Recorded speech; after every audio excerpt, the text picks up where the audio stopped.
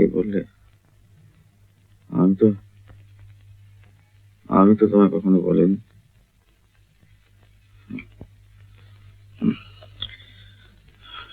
তারা এসে উদ্ধার করে নিয়ে গেলে তবে তোমার প্রাণ বাঁচবে। আমাকে বললে কি কোনো ভয় হতো না?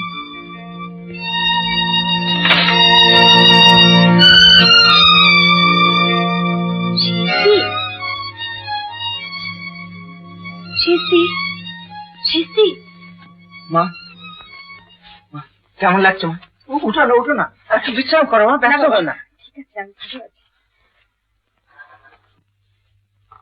এই যে শিস্তি, এখানে বসে তো ভাই, বসে বসে বরফটা দাও।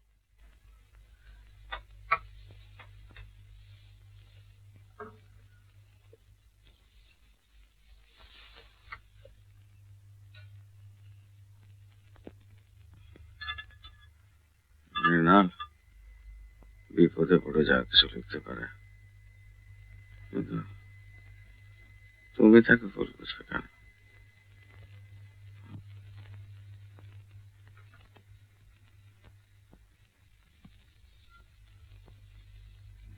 শিস্তি, আজ একটু ছুটি না ভাই, আজ একাদশী, এই স্ত্রীর উপসী থাকতে নেই। যা, মাছ ভাত একটু মুখে দিয়ে এসো। ভয়ের আর কোনো কারণ নেই, ক্রাইসিস কেটে গিয়েছে। এখন ইম্পর্টেন্ট হচ্ছে নার্সিং, সেই দিকে একটু লক্ষ্য রাখবেন।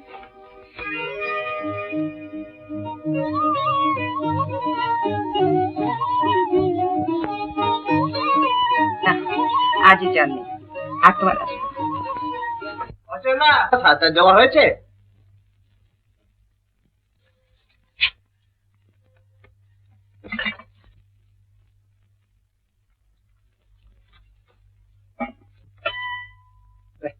আমি জানতাম, আমি তো গোড়াতেই তোমাকে বলেছিলাম যে একজন ভালো নার্স রাখো, নইলে মহিমকে বাঁচানো যাবে না। আমার মেয়েকে কি তোমার আমার থেকে ভালো চেনো? নার্সের হাতে আমার ওষুধ পর্যন্ত খেতে প্রবৃত্তি হবে না, তবে ওকে সাহায্য করবার জন্য একজন লোক দাও সুরেশ। সারা রাতে জাগতে হয়, দিনের বেলাতে একটু বিশ্রাম করার সুযোগ না পেলে ও তুমি কলের মানুষ দিয়েও কাজ পাবে না ভাই।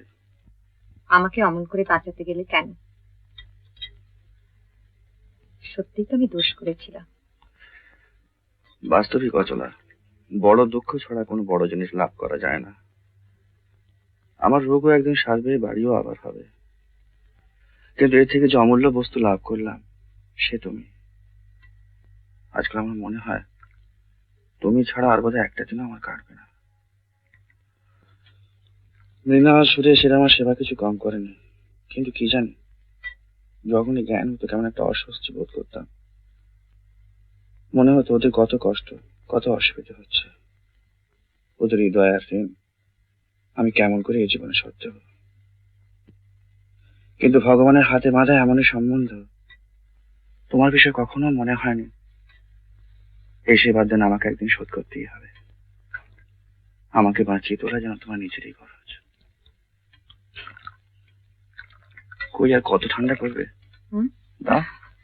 মা অচলা, এই যে জব্বলপুর থেকে আমার বন্ধু চিঠির উত্তর দিয়েছে, ওখানকার জল হাওয়া এখন খুব ভালো। তাহলে এইবার যাবার ব্যবস্থা করে ফেলো মা। আচ্ছা, সবই তো হলো, কিন্তু আমার যাওয়া হবে না। কেন? ডাক্তারের বারণ, এই কনভালেসিং স্টেজে তোমার কাছে থাকা আমার উচিত হবে না। এটি তোমার কোনো উৎসাহ দেখছি না, যেতে ইচ্ছে করছে না। জব্বলপুর তো খুব ভালো জায়গা। তোমরা আমাকে যতটা সুস্থ মনে করছো অচলা, ততটা আমি এখনো হইনি। সেই জন্যই তো তোমার বেশি করে যাওয়া দরকার। কি জানি এরকম অবস্থায় নিজের উপর বা অন্য কারো উপর নির্ভর করে আমার স্বর্গে যেতে ভরসা হয় না। আমি বড় দুর্বল, বড় অসুস্থ, হয়তো আর বেশি দিন বাঁচবো না। তুমি যদি আমার সঙ্গে না থাকো। কি হলো? না হেসে উপায় কি? ঠাট্টাও বোঝো না তুমি। ডাক্তারের রায় আমি নাকচ করে দিয়েছি, আমি তোমার সঙ্গে যাব।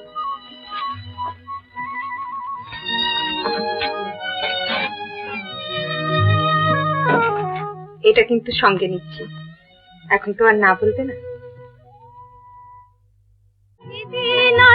কোন ঘরে গো খুলে দিল দ্বার, মাঝি প্রাতে